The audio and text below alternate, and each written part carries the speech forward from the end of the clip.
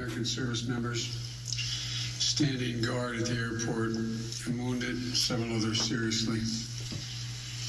He had also wounded a number of civilians, and civilians were killed as well. I've been engaged all day in constant contact with the military commanders here in Washington, the Pentagon, as well as in Afghanistan and Doha. And my commanders here in Washington, the field, have been on this with great deal, and you've had a chance to speak to some so far. The situation on the ground is still evolving, and I'm constantly being updated. These American service members who gave their lives, it's an overused word, but it's totally appropriate here, were heroes. Heroes who've been engaged in a dangerous, selfless mission to save the lives of others. They were part of an airlift, an evacuation overrun like any seen in history, with more than 100,000 American citizens, American partners, Afghans who helped us, and others taken to safety in the last 11 days. Just in 12 hours or so, another 7 have gotten out. They were part of the bravest, most capable, the most selfless face of the earth. And they're part of simply what I call the backbone of America. They're the spine of America, the best the country has to offer. Jill and I, our hearts ache, like I'm sure all of you do as well, for all those Afghan families who lost loved ones, including small children, or been wounded in this vicious attack. And we're outraged as well as heartbroken. Being the father of a Army major who served for a year in Iraq, and before that was in Kosovo as a U.S. attorney for the better part of 6 months in the middle of a war. When he came home after a year in Iraq, was diagnosed, like many, many coming home, with an aggressive and lethal cancer of the brain, who we lost. We have some sense, like many of you do, what the families of these brave heroes are feeling today. You get this feeling like you're being sucked into a black hole in the middle of your chest. There's no way out.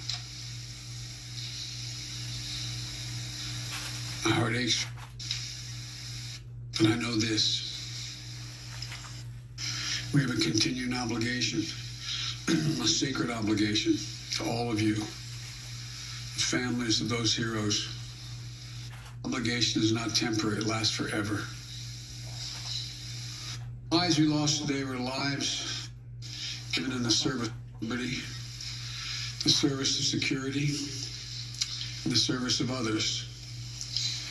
In the service of America, like their brothers and sisters in arms who died defending our vision and our values in the struggle against terrorism. Of the fall on this day, they're part of a noble company of American heroes. To those who carried out this attack, as well as anyone who wishes America harm, know this: we will not forgive. We will not forget. We will hunt you down and make you pay. I will defend our interests and our people with every measure at my command. Over the past few weeks, I know many probably tired of hearing me say, we've been made aware by our intelligence community that the ISIS enemy, Taliban, people who were freed when both those prisons were opened, has been planning a complex set of attacks on United States personnel and others.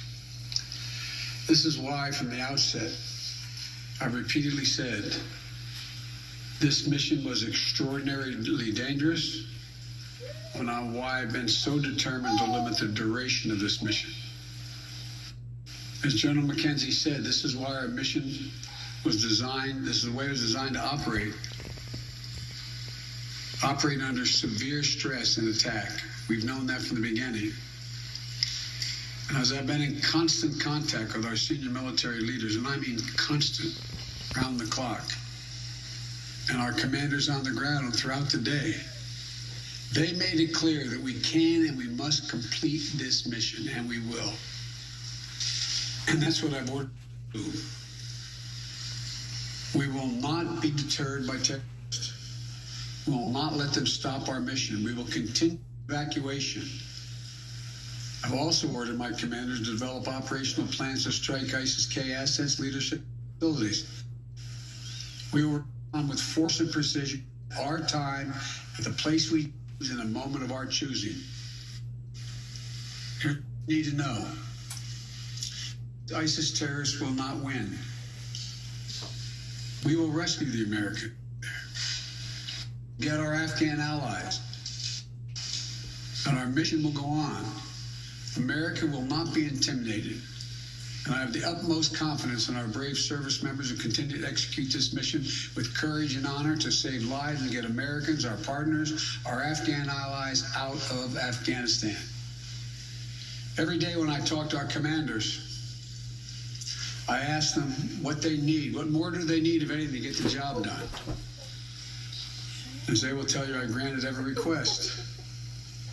I reiterated to them today on 3 occasions that they should take the maximum steps necessary to protect our forces on the ground in Kabul. And I also want to thank the Secretary of Defense and the military leadership of the Pentagon and all the commanders in the field. There has been complete unanimity from every commander on the objectives of this mission and the best way to achieve those objectives.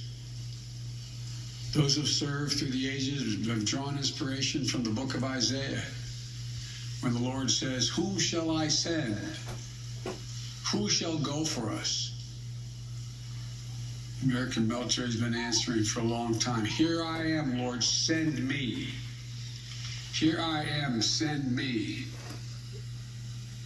Each one of these women and men of our armed forces are the heirs of that tradition of sacrifice, of volunteering to go in harm's way, to risk everything, not for glory, not for profit, but to defend love and the people we love. You join me now in a moment of silence for all those in uniform and out, uniform, military and civilian, who have given the last full measure of devotion.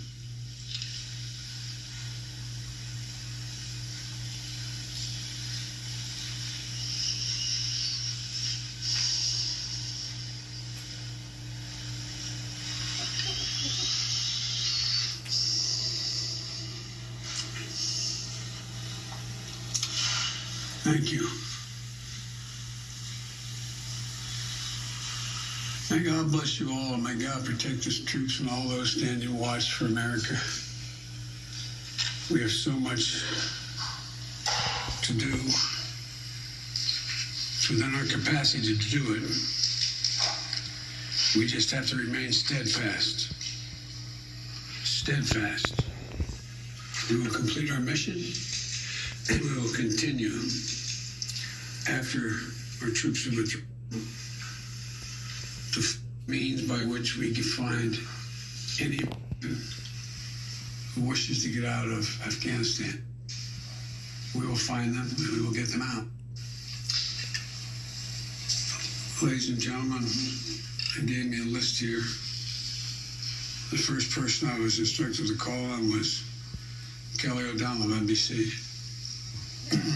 Have said leaving Afghanistan is in the national interest of the United States. After today's attack, do you believe you will authorize additional forces to respond to that attack inside Afghanistan? And are you prepared to add additional forces to protect those Americans who remain on the ground carrying out the evacuation operation?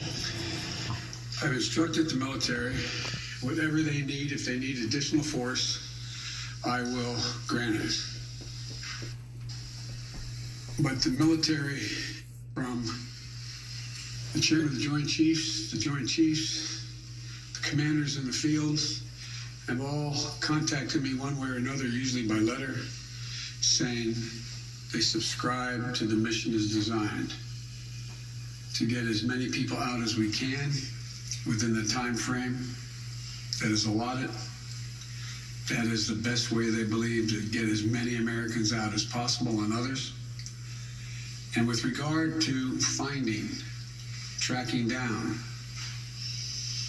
the ISIS leaders who ordered this, we have some reason to believe we know who they are, not certain, and we will find ways of our choosing without large military operations to get them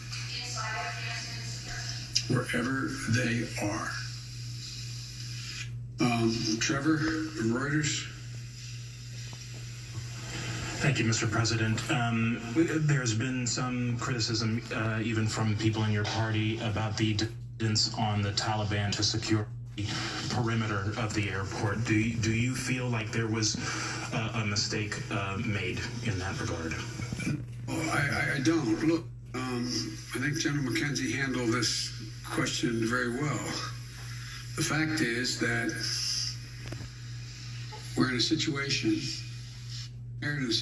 particularly since, as we all know, that the Afghan military collapsed 11 days before, in 11 days, that it is in the interest of, as McKenzie said, in the interest of the Taliban,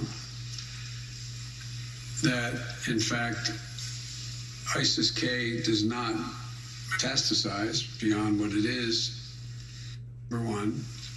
And number two, it's in their interest that we are able to leave on time, on target. And as a consequence of that, the major things we've asked them, moving back the perimeter, giving more space between the wall, stopping vehicles from coming through, etc., searching people coming through. It is not what you'd call a tightly commanded, regimented operation like the U.S. is, the military is, but they're acting in their interest. And so, by and large, and I've asked this same question to military on the ground, whether or not it's a useful exercise. No one trusts them. We're just counting on their self-interest to continue to generate their activities. And it's in their self-interest that we leave when we said, and that we get as many people out as we can. Like I said, even in the midst of everything happened today, over 7,000 people we've gotten out, over 5,000 Americans over. So it's not a matter of trust, it's a matter of mutual self-interest. And but there is no evidence thus far that I've been given as a consequence by any of our commanders in the field that there has been collusion between the Taliban and ISIS in carrying out what happened today, both in the hotel and what is expected.